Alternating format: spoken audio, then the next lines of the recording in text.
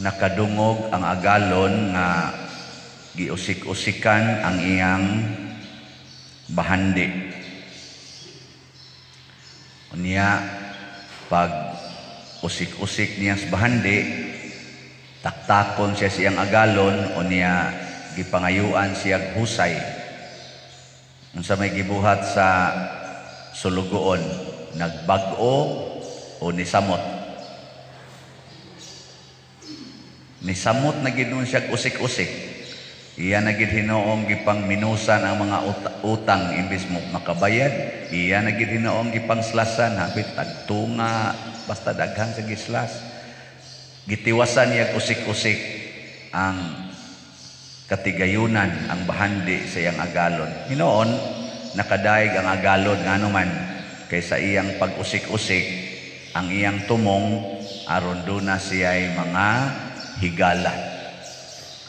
Kining tao nga ang hunahuna para ra gyud siyang kaugalingon ang mahitabo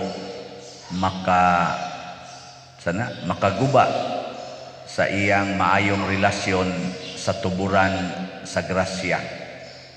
Ang tuburan sa grasya adtong maong sulugoon mo ang iyang agalon. Kadto unta mo iyang ginindot iyang relasyon. Ang iya hinong relasyon diri niya ginindot sa iyang mga isig katao ra ba? Usahay ingon ana ra ba ta ang gahatag nato grasya, ang ato yung tuburan sa grasya mao ang Ginoo. Nya ang atong buhaton kasagaran, ang atong hatagan sa atong pagtagad, sa atong pag-alagad, sa atong tanan nga debosyon sa atong kinabuhi, kanara sang tao nga parihas nato. Nya ang ato ra bang gamiton ang gikan rabas Ginoo sama anang gugma, kanang sacred heart, simbolo man na sa gugmas Ginoo nato, nya porti man yang higugma nato. Pero kita mas higugmao nato ang tao nga binuhat sa Ginoo kaysa Ginoo. Ikaw mo karon kisa may inyong mas gihigugma, ang Ginoo o ang tao nga hinimos Ginoo? Kusga. Siguro mo.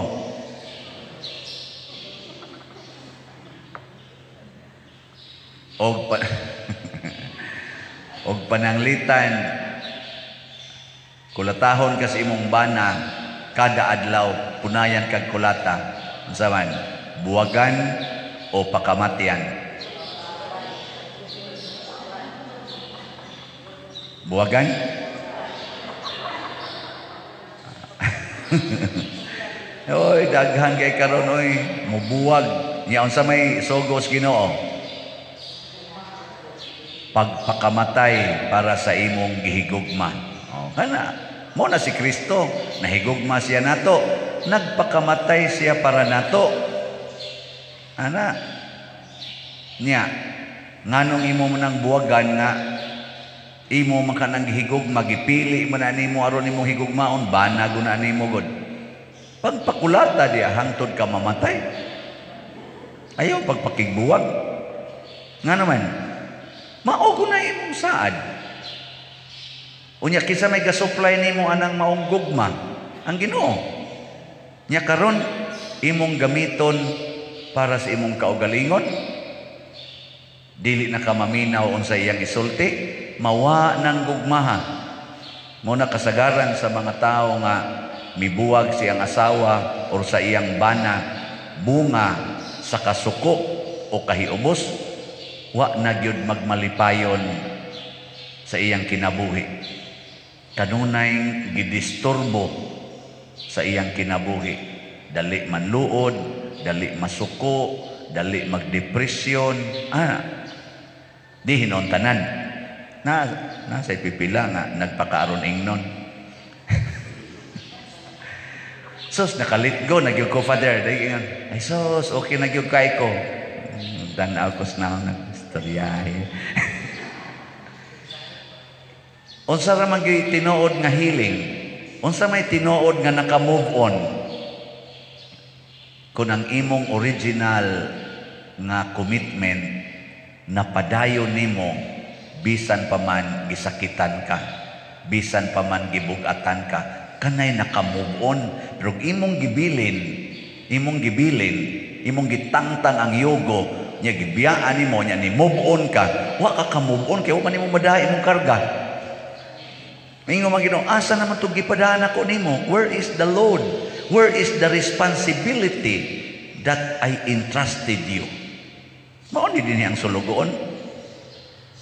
Iya man gitangtang ang responsibility nga sulugoon siya. Nagpakaamo naman hinoon siya. Mura naman hunog siya itag-iya. Gibugatan ting ito siya nga sigihan siya sugo ba? Nya sigihan siya paluap, sigihan siya pangutana, kapoy ba ni? Ay, ana. Pare ba to aning mga lektor, mga sakristan, apil na ning atong singer, sigihan ako og hatag og mga comment, gikapoy na ni sila tingali. Sa mangundang taan ni, ay, sa maning pariam, sige mo kuan. Wa mo kapuya. Hala no, mas maayo pa dahil mong pare di ay. Kung di ka kapuyon, or bisag gikapoy ka, madasigon kang muda sa imong karga, sa imong load, sa imong responsibility, kana naka-move on ka. You move on forward. Pero imo ginang gitangtang, imo nang iwakli, wa ka ni move on. You, sabay, sa may saktong term ana, you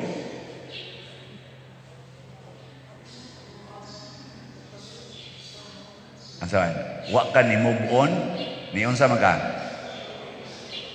Sa in English, you defied, milikay ka, ming sibat ka. Sa ato ng trabaho, miaul, ni aul, absent, sana, without leave, no? Without leave. Aul ba? Para ba mga sundao nga pag-abot sa gubat, iyay, patay tadi. Sibat ay, mga na, sibat siya, patay ta na niyang kauban siya, buhi. Dagan man. O man mo padayon. Amo na, wa ka move on. You departed. You sibat. Nya, tago na ni move on. Dili ay. Muna si San Pablo, diri sa atong unang pagbasa, ingon siya, dili baya sayon ang pagsangyaw sa ngalan ni Jesus nganha kaninyo nga dili mga Hudiyo, pero magmaisugon ko nga mosangyaw kaninyo. Mura bag iya bang gitigo mangyang kaisog kay suna ka magsangyaw kani mga tao, ang imong isangyaw ang Ginoo kuno nga nganlag Kristo nga usara sad ka tao nga namatay, lison ay. Nya dili ka pat murabag ka na bang langyaw ka diha dapita, nya imos lang sangyawan nga tuo mo ani sa kinsa mo na sa usan ni Hudiyo sa patyon kanuna mo imong nang kaliwat diyo man ka mo nang or Israelita man ka mo nang imo nang gisangyaw usa imo ming i-influence anang iyang batasan di amsad mi among kaugalingong kultura amo nang patyon ti ka mo to majilan ninganhi sa Cebu. Sangyaw siya ba Ginoo nga taga-ila? Taga dito ba? Kita gisangyawan, na inidawat, nasa ni patay niya. Patay kis majilan. Ana, niya ka mo, sugot mo patyon. Para aning atong gipuy-an nga kanini ang pagtuo. Sugot mo. Ay kuno, lingi ako no na imong tupad, lingi ako. Ing na sugot ka. Ing na ay sana ba mong sanong-sanong siya sugot kag patyon para ani. Moingon na imong tupad mangundang tayo mao nang kuana kita pay paanhion, kita pay kolektahan, unya ini kuman kita pay patyon. Pagkamatay lang oroy dihang paria ka. Total na amsad nimo tanang kolekta. Oy, ako sa nang gibahin ang gamay ana, gibahin anak ko dako di anak ko tingali pero gibahin. Oy, gibahin anak ko na sa atong simbahan. Sa atong tubag sa Salmo, kuyaw kay nistadan mo ni ang atong makadasig. Gipadayag sa Ginoo ngadto sa kanasuran ang iyang makaluluwas nga gahom. Kini mo yatong isangyaw, kini mo yatong puy-an, kini mo yatong ipakita nga kaning pagsaksi nga ang Ginoo di ay mupadayag sa iyang kaluwasan basta mutuo na taniya. Kining atong COVID karon, maluwas tani basta mutuo ta Ginoo. Luwas gyud. Di kita matay. Pero di ta mutuo sa Ginoo, mas mutuo ta sa mga tao, patay kita ni. Ano ba? Kanarong imong sakit, labi nag-cancer, patay gyud ka na. Pero mutuo ka Ginoo, luwas gyud ka. Maayo ka, unya human malipay pa gyud ka. Ikaw niya padel kato laging kusog ay mutuo Ginoo.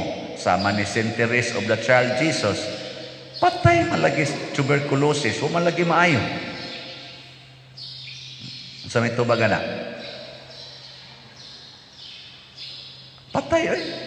Saint Teresa, naayo na ito. Si San Roque, katong iyang sakit, naayo na siya. Nyawa dito siya mutuo Ginoo. Nya, tinuod ni, nga ang iyang makaluwas nga gahom, iyang ipadayag, basta mutuo ka niya. Tinuod, dili. Yang anong namatay lagi ito San Roque, patay lagi Saint Teresa. Anaon man ta? Anaon ta? Kadto lagi si John Paul II, patay man lagi perti maging tambal nila ato. Patay oy. Saan na pagtubag? Kana ka mao mamutubag. Unsa may timaan sa kaluwasan kanang buhi ka kanunay. Buhi ka kanunay. Si San Roque hangtod karon gasigi paghatag og mga milagro. Sa ato pa buhi. Si Saint Teresa of the Child Jesus hangtod karon sige gyapughatag og mga milagro sa tibuok kalibutan og kadasig sa katawhan. Sa ato pa buhi. Si Saint John Paul II, Bishop Chupilo Kamumot, nangamatay tuod sila, pero siging hatag pa karon sa ilang mga grasya. Milagrosong mga grasya. Sa ato pa buhi. Mao na siya. Ay kabalaka, ampo kas Ginoo. Lord, maayo unta ko sa kong sakit. Ang una gyung ayohon sa Ginoo, ang imong kahadlok sa imong sakit o kamatayon. Muna kining atong orasyo impirata na iningon re, luwas sami sa among kahadlok sa sakit o sa kamatayon. Kaya ang tinuod natong gitawag og sakit kana yung kahadlok. Ang pinaka number 1 nga sakit na angay yung ayohon kana yung kahadlok. Kay gikan anang maong kahadlok, manggawas ang tanang mga sakit. Kada din ka na-stress ka. Nganong na-stress man ka? Naa kay mga gikahadlokan. Naa kay mga gikabalakan. Nabalaka kang ang imong naong mutiguang. Na-stress na kas imong naong. Nabalaka kang ang imong tuhod, di nakasakas hagdanan. Na-stress na sad ka. Nabalaka kang amura nag-rice tirasis ang imong kilid, daghan na kaing bilbil, gusto na ka ato Coca-Cola body. Na-stress na ka. Tanaw-tanaw ka sa imong bagtak, uy, daghan naman kaing barikos, uy, na-stress na po ka, kay gusto ka itong murag yung kandilaon kay kag bagtak, dili na pwede. Nagtanaw ka sa imong bukton, inig-isa ni mo, anay mga yat-yat diri nga mga kunot-kunot, oy, na-stress na sad ka, gusto ka to yung flawless, oy, patay ka niya. Ang imo na mga kahadlok, nagayroban, ma-stress na, itanaw silang buho, kaya ang punuan, isugo na sad puti, ipakolor na sad ko ni, oy, ma-stress, kaya upay kwarta. May lang pare, dali kayo makapakolor o magpakolor, kaya nga naman, inigdo pa, kolekta, kolor na yun. Kamo, maghuwat pa mamupit sa 15, dagandagan pa na mo tubo. Nya kung mao na lang gisa na imo kahadlok bisag unsa na lang kahadlok na stress ka oy. Pero mutuo ka Ginoo, yung Ginoo, do not be afraid. Have faith in me. Lord, niputi akong buhok, ako'y nagbuot. Matuman ang imong pagbuot. Tawa na. Lord, di na ko kasakasagdanan. Siya, sa sunod ana, din adyo kakatikang sa imong higdaanan. Wheelchair na din. Lord, di na ko kabangon, sakit akong hawak. Siya ay kabalaka. Kay sunod ana, tabunan na ginang naong nimo. Wa na'y bangunay. Ano na? Bitaw no? Your will be done. Wag tangin mong stress. Di ba? Nigingon sa pare, Lord, wa na'y kulikta. Pamaligyag slat. Ikaw magpamaligya. Lord, way halin. Siya, pasagdi lang na, may impyerno na sila. Ginay, manindog na ta.